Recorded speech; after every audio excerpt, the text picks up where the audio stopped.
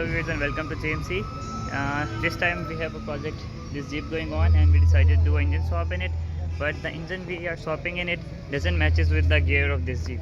So we decided to make a custom gear housing for that engine, and now I'm gonna show you what we are gonna do. So wait, this is the gear of the Jeep that we have, and this is the gear from the engine. Wait a second, I'm gonna show you the engine. So this is the engine that we are gonna swap in the Jeep, but the gear of this engine doesn't fit with the Jeep. So we are gonna make a custom couple for it, and then we are gonna attach the housing from this gear, which is this one, to this gear. So in this way we are gonna attach this gear to our engine that we are gonna swap in the Jeep. So it wasn't fitting that easily, so we are going to make this couple that is going to join this gear and this housing, then it will attach to the engine easily. So stay with us through the whole video to see how it came together.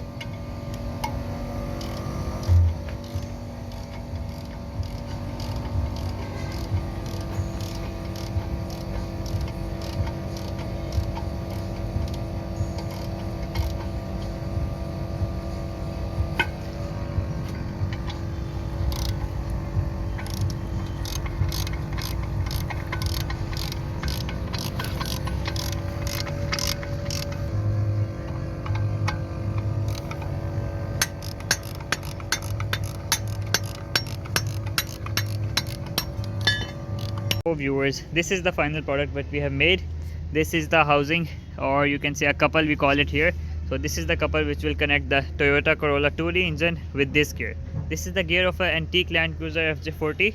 So this is the Land Cruiser, and the reason we swapped the engine was because the original engine of this Jeep had blown up and was in a very bad condition, so we didn't decided to overhaul it again. So we decided to keep this engine and fix this gear with it. So we couldn't install a complete engine gear because the issue with the Land Cruiser is that it has both differentials on the same side. See, this is the front differential and that is the rear. So it has both differentials on the same side, due to which we had to keep the stock gear, and it has this kind of layout. So we made this plate and we are gonna connect this gear to this engine, and then we are gonna put the engine into the Jeep. So if you wanna see how it runs and what comes after it, I will also tell you about how the both engines and gear are gonna be connected. So this plate here, it is bolted to the original gear and original housing of the engine, and these are the 4 nuts. See, 1, 2, 3, and 4, which are gonna go there, and then the gear will be mounted into it. Now we have opened it because the bearing was down, and we're gonna replace the bearing. Then we are gonna fix the gear and put the engine into the Jeep. So until now, I will upload the video when the engine will be in the Jeep and will be running. So bye bye.